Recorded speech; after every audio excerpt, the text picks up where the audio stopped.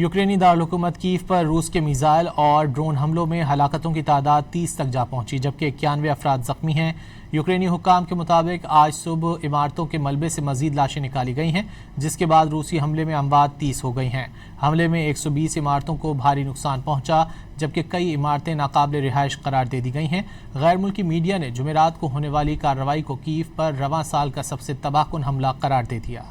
यूक्रेनी दारकूमत कीव पर रूस के मिसाइल और ड्रोन हमलों में हलाकतों की तादाद 30 तक जा पहुंची, जबकि 91 अफराद जख्मी हैं।